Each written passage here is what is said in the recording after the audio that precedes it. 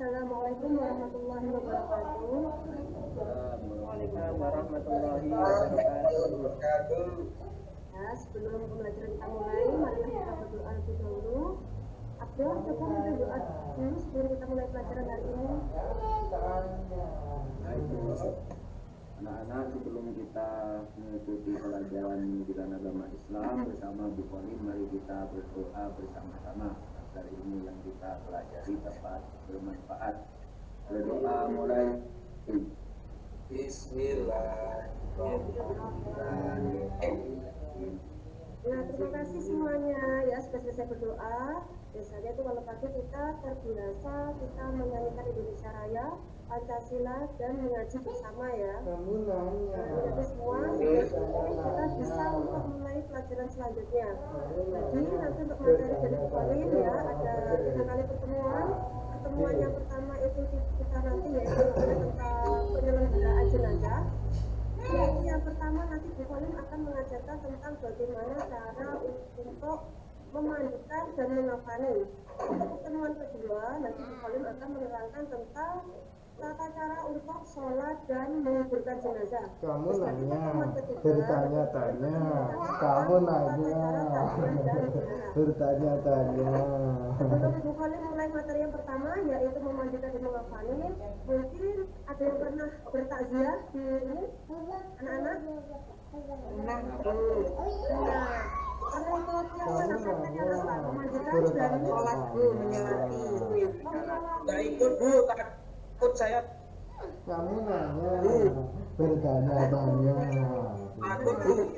Tak bisa ya. Sebagai seorang muslim kita wajib loh ya untuk merawatan jenazah. Mulai dari urutannya, nggak ada Pak Mutlu. Urutannya ya.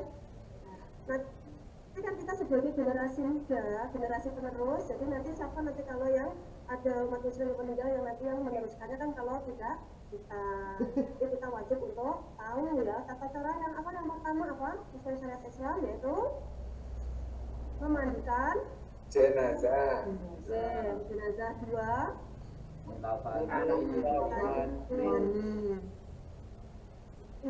Menyolati dulu ya. 4 Memakamkan. memakamkan. Jadi kita sebagai orang muslim wajib untuk melakukan itu ya tentang perawatan jenazah. Sebelum masuk ke PPT ya, apa hukum dari apa itu hukum penyelenggaraan jenazah, siapa yang tahu? Fardu kifayah Bu. Iya. Bu Siti Fatimatus, Fardu kifayah. fardu kifayah apa penjelasannya? Sudah di satu tempat sudah ada orang yang bisa melaksanakannya, berarti yang lain sudah. Wah, aku mager pulang. Betul sekali ya. Nah, itu ini mau melanjutkan yaitu tentang PPT ya, yaitu yang pertama materi kita pertama yaitu memandikan dan mengafani.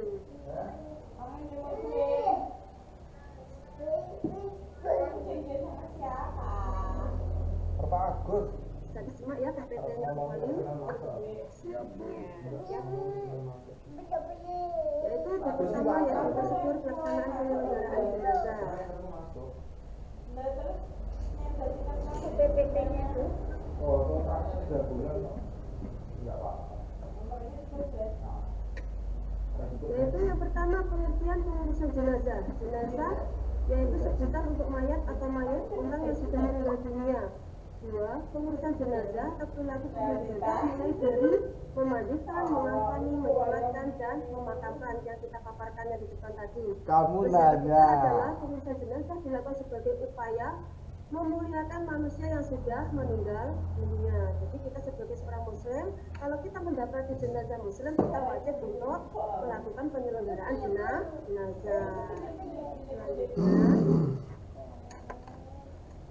Bapak mau. sebab penyelenggaraan Bapak. jenazah 1. Ajaran Islam sangat menjunjung tinggi martabat manusia. 2. Manusia merupakan makhluk yang mulia. 4. Kehidupan manusia diatur oleh Allah Subhanahu wa Ta'ala. Yang keempat, menjauhkan dari fitnah.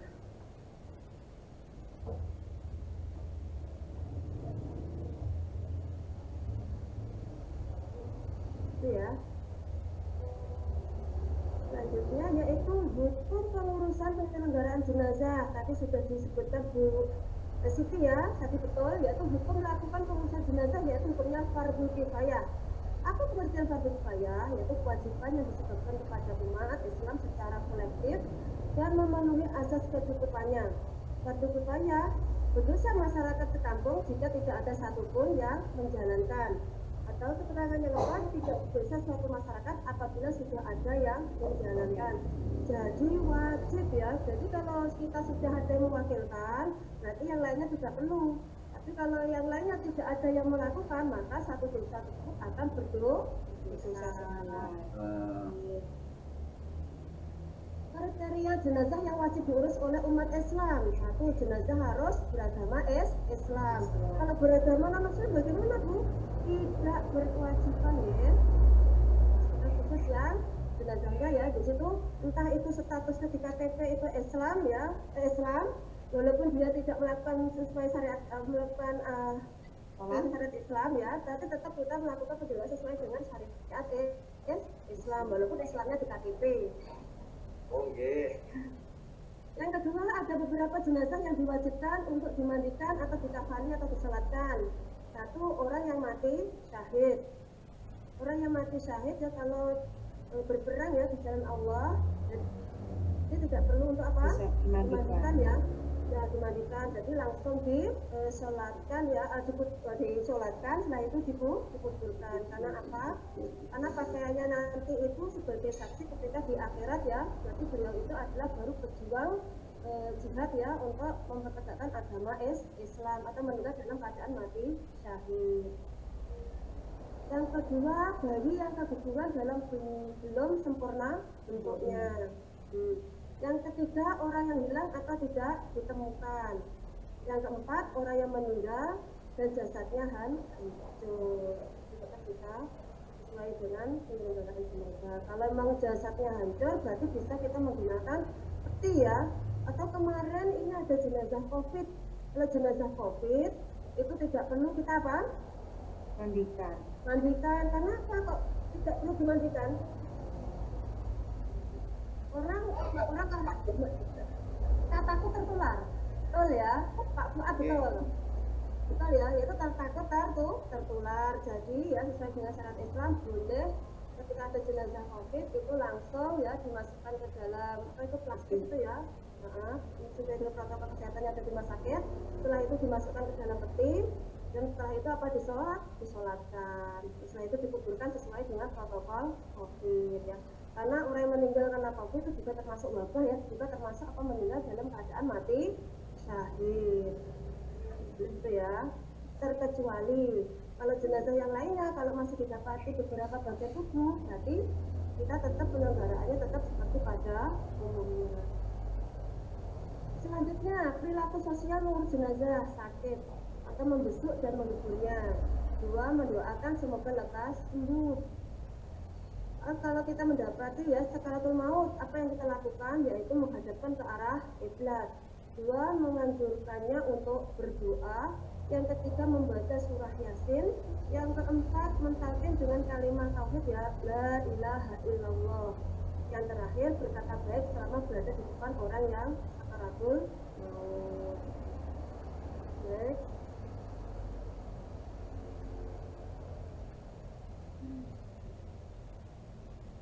Perilaku sosial untuk pengurusan jenazah. 1, meninggikan tempat jenazah dan menghadapkan ke arah kiblat.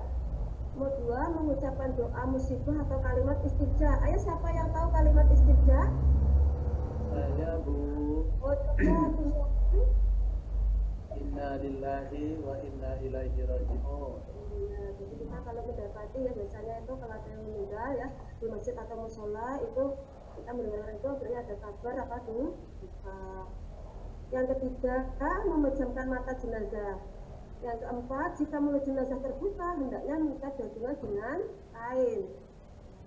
Karena orang meninggal itu biasanya banyak ya, ada yang tersenyum, ada yang mungkin ya mulutnya terbuka ya. Kalau kita mendapati jenazah yang terbuka, berarti kita siapkan tali ya, kita ikatkan di dagu dan dikalikan di kepala. Biar apa? Jenazahnya tidak mulutnya terbuka. Selanjutnya, meletakkan sesuatu di atas perut sebagai pelindung agar tidak Lembu. Selanjutnya meletakkan kedua tangan di antara tali pusar dan dada dengan posisi tangan sebelah kanan itu posisi di atas. Setelah itu menutupi tubuh jenazah dengan kain.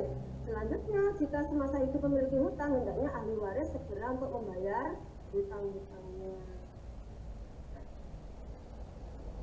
Selanjutnya,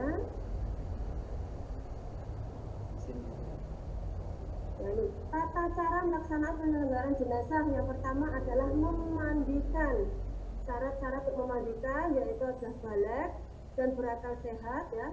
Berniat untuk memandikan jenazah, terpercaya atau tidak akan menceritakan adanya jenazah laki-laki atau perempuan untuk dimandikan. Jika jenazahnya perempuan, maka yang memandikan adalah perempuan. Atau jenazahnya suami istri ya, seumpama yang meninggal itu adalah suami, berarti yang berhak untuk memandikan adalah istri atau mahkamnya. Dan sebaliknya, jika yang meninggal istri, maka yang berhak untuk memandikan adalah suami atau mahkamnya. Jika jenazah seorang anak-anak, maka laki-laki atau perempuan boleh untuk memandikan. Selanjutnya yang terakhir, jika jenazahnya perempuan yang tidak ditemukan seorang perempuan pun selain jenazah itu, maka jenazah tidak perlu dimandikan, akan tetapi cukup juga ditayamkan seperti jenazahnya. Tata cara pelaksanaan penyelenggaraan jenazah atau mengafani jenazah. Satu, mengafani jenazah dengan membungkus jenazah dengan kain kafan. Setelah dimandikan, jenazah baru dikafani. Ya Allah, bebek kok Biaya mengafani diambil dari harta jenazah yang meninggal. Keempat, kain kafan diupayakan berwarna putih bersih ya, karena Islam itu suka dengan kebersihan ya. Bersih karena melambangkan apa, kesucian. Selanjutnya, kain kafan yang digunakan harus berjumlah ganjil. Untuk jenazah laki-laki, siapa yang tahu berapa lembar? Tiga Bu. Kalau jenazahnya perempuan, berapa lembar? Nanti kita ada prakteknya ya, demonstrasi nanti kita biar tahu kalau laki-laki 3, kalau perempuan 5, nanti ada perbedaannya atau caranya. Selanjutnya, kain kafan diupayakan walaupun tadi sudah ya. Selanjutnya, kain kafan digunakan berjumlah ganjil. Jenazah laki-laki menggunakan 3 lapis kain kafan, jenazah perempuan 5 lapis kain kafan. Tata cara pelaksanaan dengan jenazah untuk mengafani jenazah. Cara mengafani, satu ya, kita bentangkan kain kafan sehelai demi sehelai. 2, mengangkat dan meletakkan jenazah di atas kain kafan dalam keadaan tertutup dengan kain. Yang keempat, menurunkan kain kafan bagian kanan di atas kain kafan sebelah kiri secara berurutan dari lembar ke lembar berikutnya. Yang keempat, mengikat jenazah dengan 5 tali yang telah disiapkan. Nanti biar lebih ada gambaran, nanti akan ditampilkan videonya ya, di tempat dulu. Ini sudah selesai ya. Biar lebih paham lagi nanti sebelum saya tampilkan untuk videonya, nanti kita membentuk kelompok ya. Nanti yang putri ada 1 kelompok ada 3 anak, nanti putri-putri itu memandikan jenazah perempuan, nanti yang laki-laki memandikan jenazah laki-laki. Terus kelompok yang ketiga adalah nanti mempraktekkan mengafani jenazah laki-laki. Terus nanti kelompok yang 4 adalah praktek untuk mengafani jenazah perempuan. Sambil lihat video bisa nanti berdiskusi ya, siapa nanti untuk mempraktekannya. Bisa minta bantuan Nak Bunyati ya untuk menampilkan videonya. Ada di itu, Ada di 2. ya, di situ ada tentang video pembelajaran. Oh, video pembelajaran. Ya. Tentang memandikan, di situ lengkap, ada memandikan laki-laki juga memandikan perempuan. Iya, ya enggak, aku wis kadung muni Yang ini ya? rekam. Ya, betul.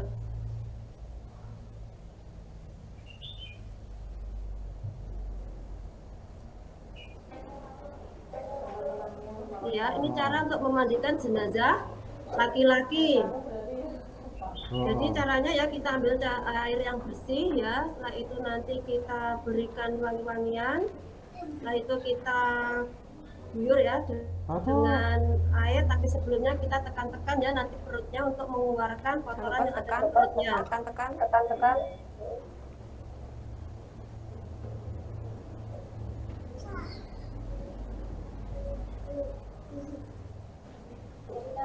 Setelah itu dikasih dengan air sabun ya, kita bersihkan.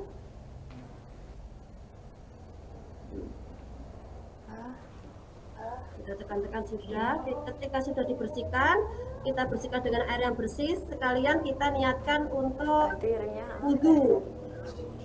Kita wudhukan ya. Kita mulai dengan anggota badan yang sebelah kanan. Didahulukan yang kanan ya. Didahulukan yang kanan ya. Ya seperti itu ya. Kalau selesai diwudhukan, kita lanjut untuk video tentang tata cara tentang mengkafani. Nak Dumyati bisa kita contohkan mungkin yang perempuan ya, karena kalau yang laki-laki gampang ya, balai ya. Kita contohkan yang mengkafani untuk yang perempuan. Ini yang mengkafani saja. Kalau memandikan antara laki-laki dengan perempuan ya hampir sama. Sama.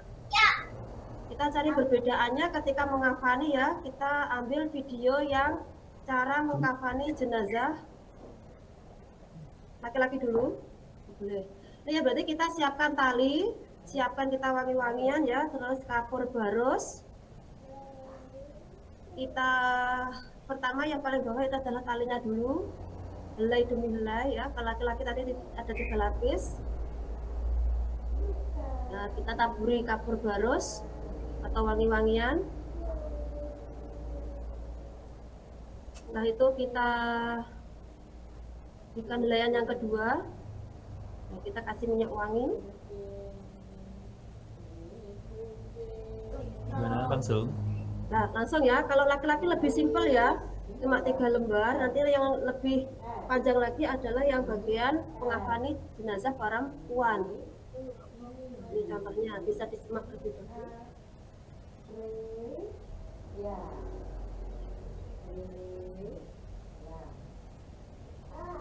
Nah, ini helaian pertama, helaian kedua dan ketiga itu sama dengan laki-laki. Nanti yang helaian keempat dan kelima itu nanti agak berbeda.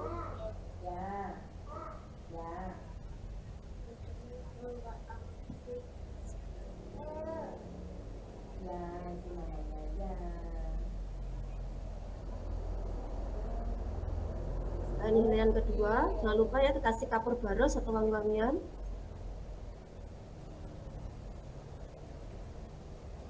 Kalau mau Bisa ya, bisa agak dipercepat ya, Nak Dumyati. Bisa agak dipercepat ya, ini yang bersama. Nah, sampai jenazah diletakkan di, nah ini nih. Ini ya, ini untuk kain basahnya atau kain bawah ya, untuk sebagai kemben.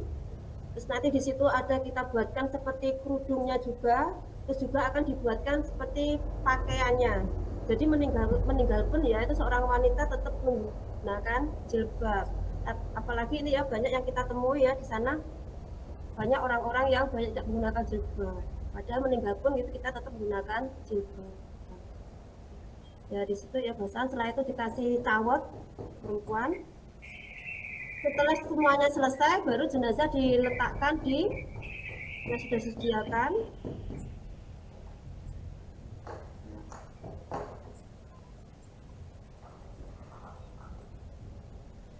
Bisa dibuka. Terus setelah ini kita siapkan kapas ya. Jadi setiap lubang-lubang kita berikan kapas, hidung, mata, telinga ya, pusar. Kita berikan itu. Yang lainnya untuk memasang cawatnya. Bagian bawah itu bagian kembennya ya. Nah, itu pakaiannya seperti ini.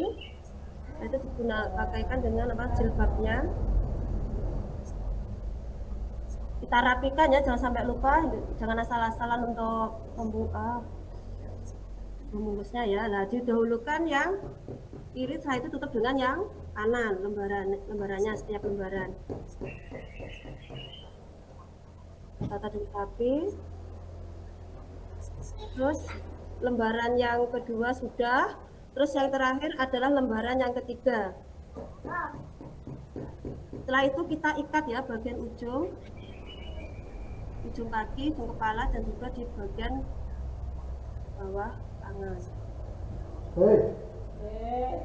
kita talinya bukan pakai tali mati, pakai tali sampul. Nanti takutnya ketika menguburkan mau dimasukkan yang lahat nanti sulit untuk membukanya. Nah ini ya sudah selesai untuk praktek untuk penanggalan jenazah untuk mengafani jenazah perempuan. Terima kasih Pak Nak Dim ya untuk membantu saya. Nanti kita membentuk kelompok, siapkan segera untuk mempraktekkan.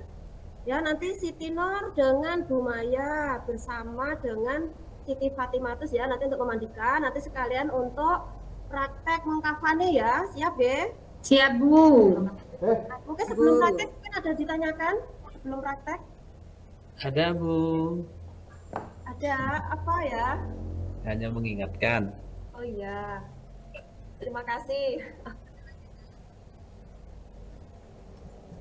Oh iya, nanti untuk yang laki-laki ya prakteknya laki-laki. Jadi nanti itu ada saya pakai metode manakin ya, ada bonekanya. Jadi ada dua, yang satu untuk laki-laki, satunya juga untuk perempuan. Nah, nanti model bonekanya juga agak berbeda ya. Nanti kalau yang dapat laki-laki dapat bonekanya perempuan, lah itu nanti agak horor. Jadi ya ini nggak boleh ya, nanti ada sendiri. Gitu ya. Kalau sudah silahkan untuk praktek. Sudah, Bu. Oh iya. Bagus semua ya. Terima kasih ya sudah selesai untuk prakteknya. Untuk evaluasi dari yang perempuan dulu ya, dari Bu Siti. Tadi untuk memandikan saya lihat lupa belum diwudukan. Nah itu ya, jadi selesai dibersihkan tadi diwudukan. Sampai ayo dibongkar ulang ayo. Ya, Bu. Ya, yang lainnya untuk mengapa ini sudah bagus, sudah rapi ya. Nah, untuk yang anak laki-laki ini tadi saya ketika melihat memandikan ya, itu tadi ketika menyiramnya seperti kayak mau mandi sendiri ya, jibur ya, padahal itu tadi ketika menyiramnya harus kan ganjil 3 atau 5. Ya Hudep, Bu. Terlalu keseringan tadi ya, takut jenazahnya nanti kebanjiran ya. Nah, itu. Ya udah praktek sama perempuan tadi, Bu. Oh gitu. Nggak boleh lihat loh ya. Terus tadi untuk mengafani untuk yang laki-laki tadi untuk kurang rapi sedikit ya. Yang lainnya sudah bagus. Jam tangannya Imron ketinggalan di dalam, Bu. Oh ketinggalan terus Di dalam kamar. oh ya nanti bisa diambil ya kalau ambil permisi dulu. Ya alhamdulillah ya bagus semuanya untuk prakteknya. Jadi nanti untuk lebih paham lagi, Bu Kolim nanti akan memberikan LKPD ya, lembar kerja peserta didik. Jadi setiap pertemuan kita ada evaluasi, jadi mengerjakan soal. Misalnya seperti ini ya, nanti saya kasih linknya ya untuk pengerjaannya. Jadi bisa nah ini kita kerjakan, setelah itu sebelum pulang kita kumpulkan. Jangan lupa untuk pengisian penilaian sikap. Mungkin ada yang ditanyakan sampai sini? Tanya, Bu. Sudah, Bu. Oh sudah, oh terima kasih ya, semuanya sudah paham. Kalau sudah paham, ingat ya, besok kita mulai materi yaitu tentang melanjutkan mensolatkan dan menguburkan. Jadi ketika membaca Bukolim, tolong malamnya belajar karena nanti kita akan praktek untuk sholat jenazah. Hudep mau dikubur, Bu. Mau disolatkan. Disolatkan ya, nanti bisa kalau nggak ada pertanyaan ya, jadi kita sebagai masyarakat ya, kita masyarakat yang baik ya sesuai dengan syariat Islam, kita kalau ada mendapati jenazah yang meninggal ya kita wajib untuk menyelenggarakannya ya. Tadi yang kita contoh praktekkan adalah memandikan dan mengafani ya, jadi kita nggak boleh takut. Biar lebih berpenasaran lagi ya, belajarnya lebih giat lagi. Kalau nggak ada pertanyaan, sekian dari Bukolim. Assalamualaikum warahmatullahi wabarakatuh. Waalaikumsalam warahmatullahi wabarakatuh. Bertanya-tanya. Waalaikumsalam warahmatullahi wabarakatuh. Terima kasih aplaus kepada Bu Kolim.